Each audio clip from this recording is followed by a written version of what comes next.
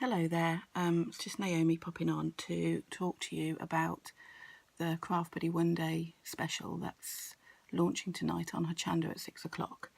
I thought I would, following Dawn's live last night, I thought I would show you the stamps and how they work in combination with the lantern die sets.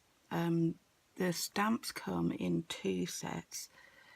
You'll have seen a lantern that I posted online on Thursday or yesterday morning using the poinsettia dies and also in conjunction with the stamps, and also a card that I made using the solid poinsettia stamp as a background. These are really useful stamps. I know they're for the lanterns, but I really wanted to show you other ways to use them as well in my sample, so hopefully as I post them online you'll get more of an idea how adaptable they are. But for the purpose of this video I'm going to be showing you how to make a lantern and how the stamps work with the dies. So that's the festive set. You've got the snowflakes in different widths. You've got some stars, which I think would look really effective on if you cut out in black or really dark navy blue card and then heat embossed in gold and silver with the star stamps. You could make some really lovely lanterns that could be for all sorts of occasions, space themed parties, Halloween, Christmas, bonfire night, all of those things they'd be really handy for. And then of course the poinsettias, which are useful for backgrounds, for decoupaging up the flowers, stamping onto the lanterns, for creating all sorts of projects that you will see. The design team will be posting lots of samples with those, so keep an eye out for them because they are a really handy set.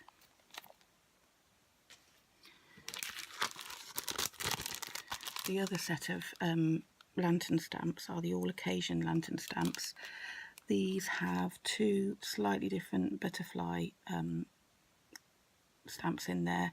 They have an outline flourish and also the inside, so you can stamp in one colour ink and then fill in with another colour ink if you line them up, which is quite simple to do. And you also have the outline rose and then the coloured infill for layering up the rose stamp. I've been using these in slightly different ways. This outline stamp is really vintage looking, and if you've been looking at my page you'll have seen lots of card samples I've made using that stamp. It's really lovely, and that's the one I'm going to use to show you in conjunction with the lantern dies today.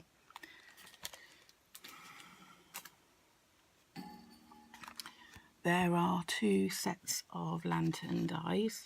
They both come with an outline die which you can use separately. You can see that I've got the rose from the all occasions set, and I've used masking tape to make sure that I can continually keep cutting it without having to realign it. Basically you're lining it up in the centre as Dawn showed you yesterday, so you've got an equal border around the edge. Within the everyday occasions you've got the flourish, the roses and the butterflies, which again are really handy, and you may have seen a card that I posted online where I die cut some out and decoupage them onto a stamped card. You've got the poinsettia, the snowflakes and the stars in the Christmas set. If you get the one day special you end up with two outside edges, which does make cutting a little bit quicker if you're making more than one style of lantern. I've already done my die cutting because I know that Dawn showed you how to do that last night, but when you cut out with the rose die you are left with a panel like this, and I'm going to show you how simple it is to stamp with the stamps to create the background. Now I've used just some white decoupage paper to make my lantern, which is quite lightweight. It's about 170 GSM that I've used for this, purely because I wanted to be able to stamp and have clear stamping, and I wanted to be able to colour. You can cut these out in foil card and satin card, any card you like, but for stamping I wanted a clearly defined example to show you, so I'm using some of just from my stash, some white decoupage paper. You'll see when I finish that it's strong enough to make the lanterns, and it's actually really quite effective and easy to use. So both ends of the die cut, if you look closely, are slightly different. So on this end I've got one rose leaf, and on here I've got the bud and then a collection of leaves. So when it comes for me lining up the stamp, it makes it easy for me to see which end I'm stamping from, and I can show you this. It's quite well used already. I've mounted the stamp onto a block. This is the end with the bud, this is the end with the single leaf. So all I'm going to be doing is looking through my stamp, because they're clear polymer, lining up and stamping down. I'm using a VersaFine because I'm using sparkle pens to colour this with, which are water based. If you are going to colour with alcohol markers, you'll want to use something like a Memento, because otherwise you will get the colour to run. So VersaFine ink is for watercolour, Memento is for alcohol solvent. Okay, so I'm lining that up, stamping down, running my fingers along. You'll see how simple this is to do. Running my fingers along, and there is my stamped image lined up with the die cut. And you can see on that sort of vintage rose look, there's lots of shaded areas, and that's what I'm using to guide when I'm colouring. So I'm using 3 of Dawn sparkle pens to colour in my panels. I've got this meadow green, the lilac and the deep purple. I'm going to do the green first. I'm going to wake the sparkle up by giving it a shake, and just go in and just loosely colour the leaves where I can see it needs to be green, so the stems and the leaves. It's really quite quick to do, and you'll see when I show you the finished sample how effective those colours are. Okay, so you can of course use the layering stamp, which means that you don't have to colour in like this, but I wanted to add some, because I was using white paper, I wanted to add some sparkle to my finished sample. So then I'm going to use the purple, and I'm going to go over wherever there's shading, because it's telling me it needs to be darker.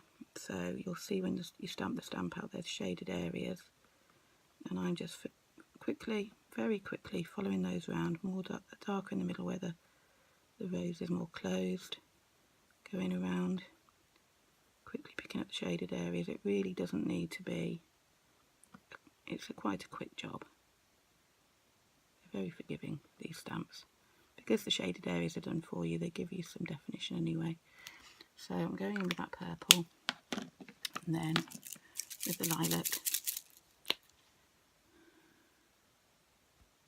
to create that shaded effect. And it really is this quick. It's not a fussy job at all.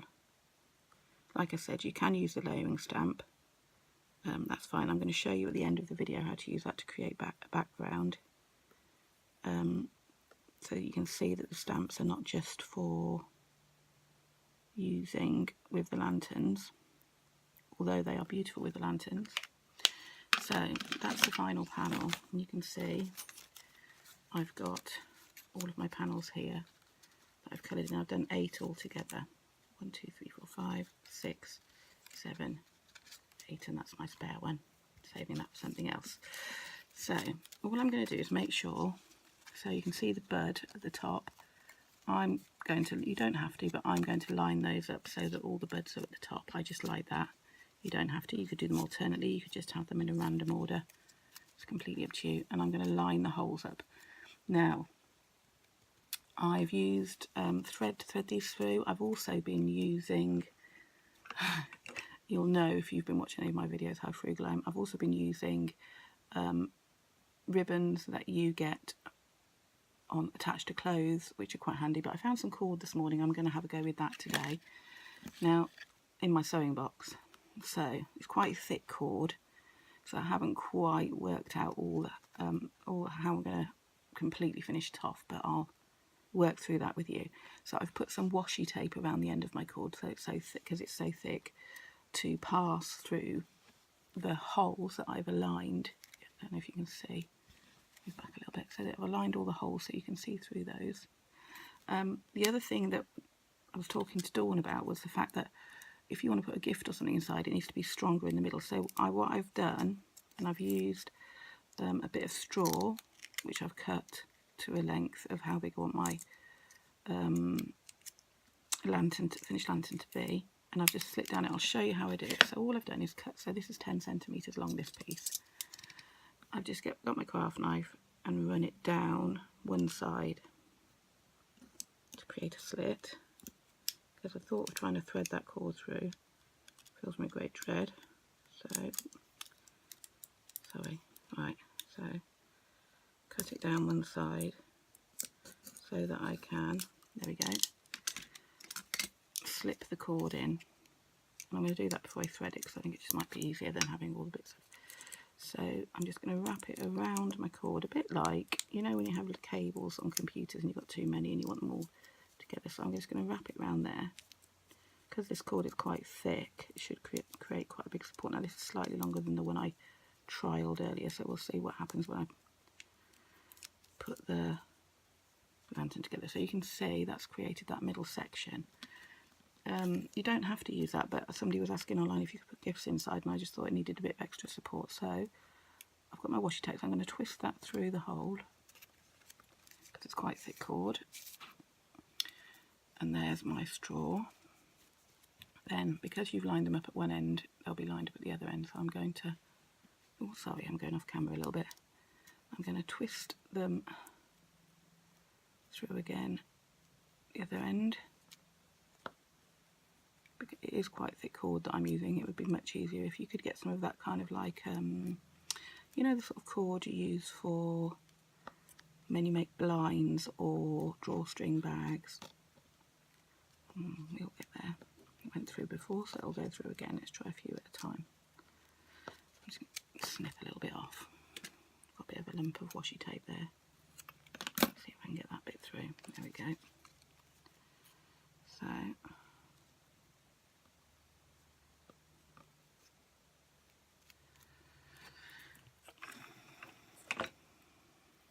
it's making sure that the end is small enough to get started, and once you've got it started it seems to flow through a bit better. So we'll try that.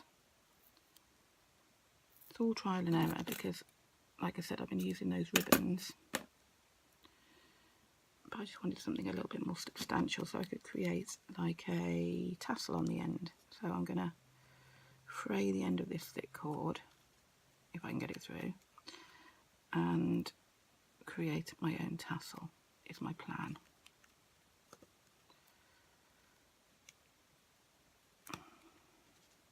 We're nearly there. Right, so got my cord through, I'm bringing that down so you can see that's creating, and I've chosen a green one so you can easily see it, that sort of bridge for those to go through. If you want to move it, it's probably best to move it before you open it up, because it's stronger with all the layers together than trying to. So there we go. So you can see how that goes. Now if it doesn't work, it's quite easy for me to slip it off after. Right, because I've made it slightly bigger than the yellow one that I trialled with.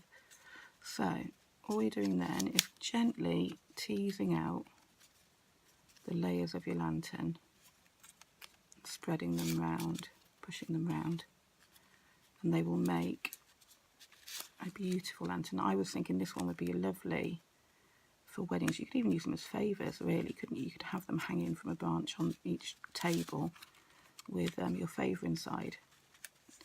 You could have them as bunting, hanging around with little tea lights in them. There's so many opportunities to use these, but I think this rose is particularly beautiful. So last two, just carefully tease and make sure I sort of push them out a little bit and then turn them around a bit until you've got what you're looking for. And that creates, sorry if I've been a bit high, that creates your beautiful lantern. So then I was thinking to myself, okay, so I've got this beautiful lantern, what am I going to put on the end? And I know on the show, this one I've gessoed, but this one I haven't. So you can see there's some of these silver ends, which when you put them on, don't lie flush, but then I discovered that when you push the middle in, it should just about be enough. Now this did go through earlier. It should just about be enough to go through and sit on the top nice and flushly. So it's pretty flush there.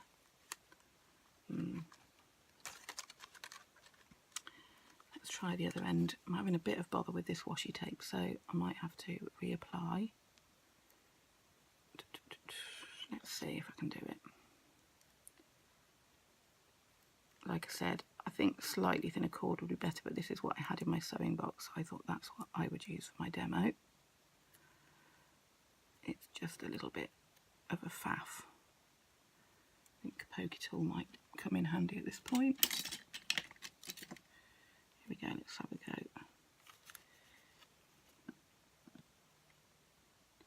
Once it starts, it goes through okay, it's just it needs a little bit of help.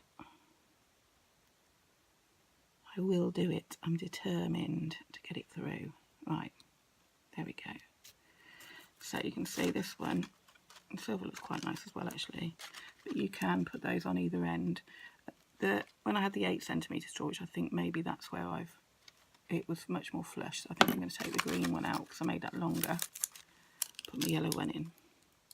I just wanted to change the colour. I thought maybe, oh, I'll see if I can make it a bit bigger, but I think 8cm might be the optimum size for these embellishments to go on the end. Right, so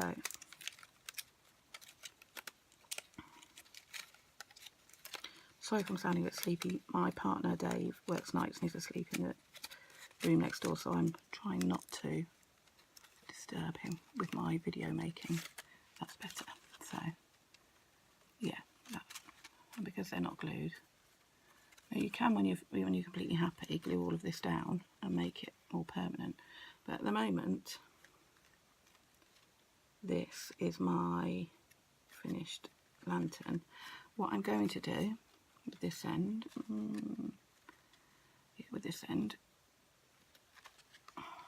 is tie a knot to secure it all, and then I'm going to have a go at fraying the end to make a tassel. So because it's quite thick cord, I'm only going to need one knot. That's really good.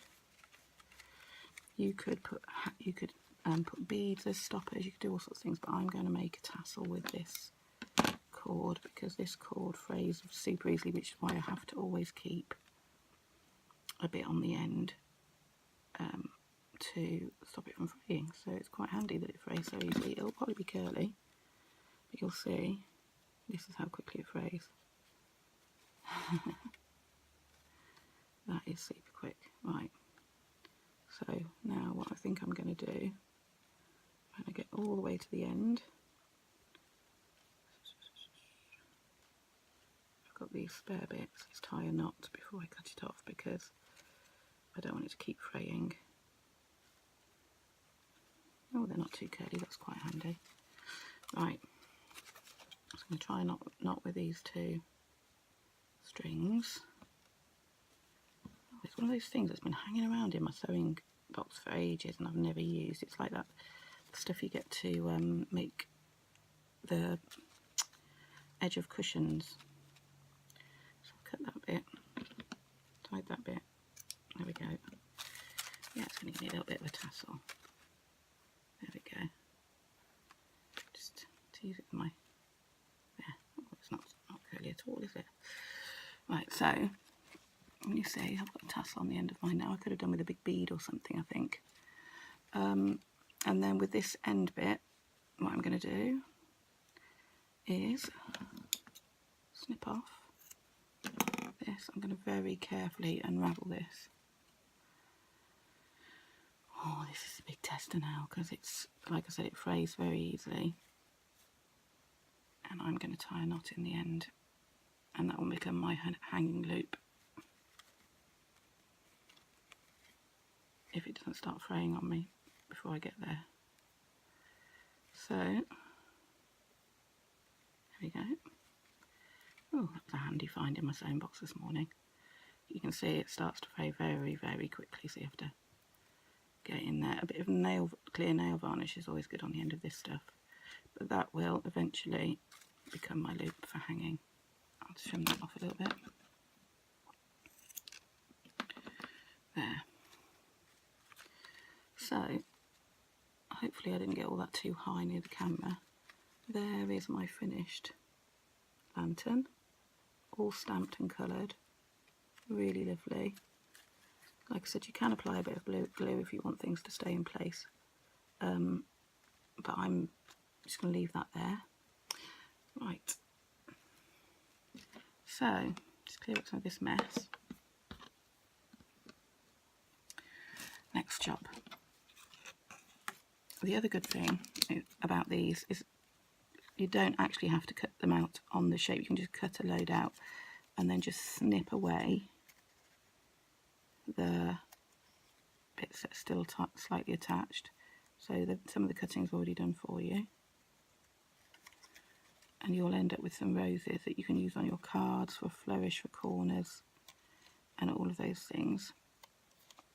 And this works with all of the dies, the die cuts. So you can cut them into a piece of card and half the cutting's done for you. And once you've stamped them out, you've got a really lovely embellishment for cards. So you'll see how quick it is. Snip, snip, snip.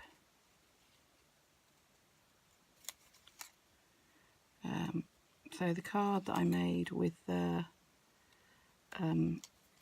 frame of roses at the two corners, I only needed 2 snipped out rose stamped and coloured die cuts. I snipped those flowers into single ones and then just built them up with some glue gel to arrange them where I wanted to create the border around the sentiment happy anniversary. So you may have seen that card online as well. So it's basically 2 stamped corners using the stamp and then 2 of these die cuts snipped out to create the extra flowers. I mean, you can of course just stamp and fussy cut, but this is so much quicker. As you can see, it's not really too much work involved in just snipping out the bits that are still attached. There we go. And there I have my embellishment for my card. Okay, and I'm also going to show you how you can use the stamp to create backgrounds. So again, I'm going to use the outline stamp for this. So there are lots of ways you can use this. So for the start, you can line them up. I'm going to put this one here against your, this is just a piece of stamping card. 1,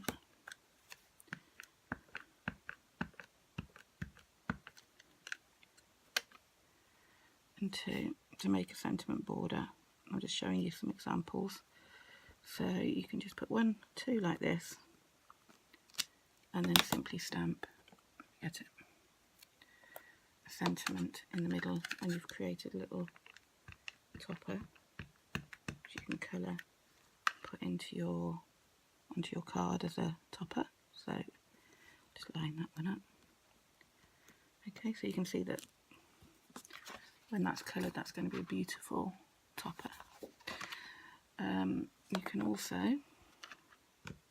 create lovely corners. So what you want to do if you're making a corner is start off slightly in. I'm going to turn that so there's a slightly flatter edge to this, I've discovered, and that's the edge I want. There we go. So I'm going to start slightly in and then do the same thing coming up the other side of the corner. So turn it, line it up again slightly in. I'm going to line the flatter edge up.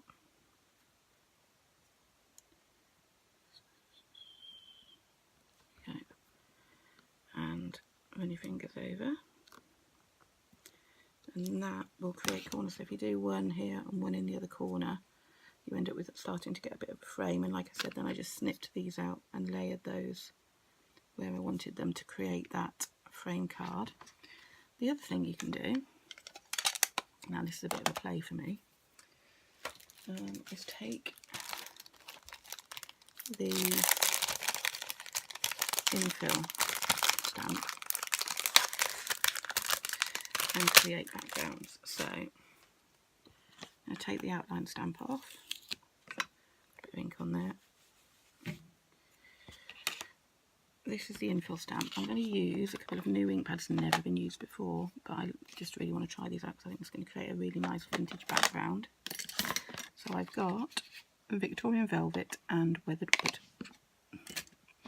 These are oxide inks. So I'm going to try with the Victorian Velvet. What I may end up doing is a bit of an ombre. Ooh, very new, doesn't want to come off. Well and truly stuck on. Ooh.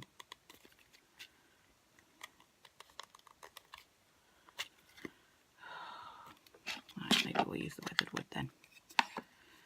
Figure that one out later. Right, so all I'm wanting to do is create a really subtle background. So I'm going to go at an angle and layer this across. I want to slightly distress it, but you can see already. Oh, I'm loving this colour. This is a brand new one. I've just opened it this morning for this, and I can already tell it's going to be a favourite. So I'm going to tile it. So I'm going to go at the same angle but slightly over.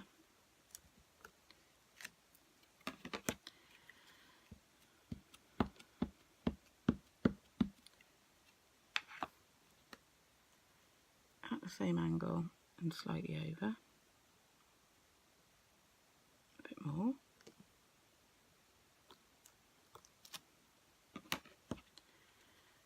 Oh, this is a lovely colour. Don't know. I'm already on searching out re-inkers for my first lot of oxide ink pads because I love them so much. They're getting well and truly used. So all I'm going to do is then go in. I'm just going to turn it a little bit for me, sorry, and line that up. You do need to go over the edge. If I'd been really sensible, I'd have put a craft mat down, but you can see the lovely subtle background you get in by tiling this stamp.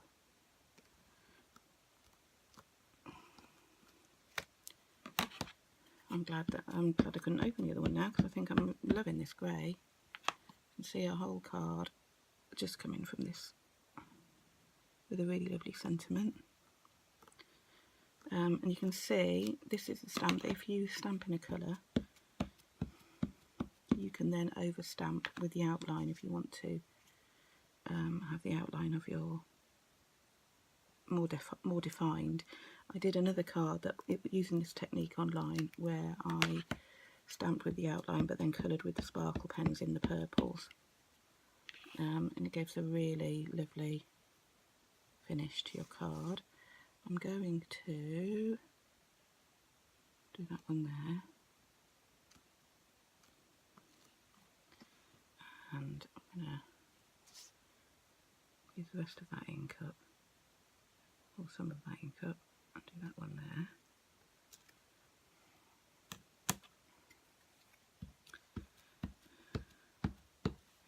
But you can see by doing this, you're creating your own papers and your own backgrounds for very little cost.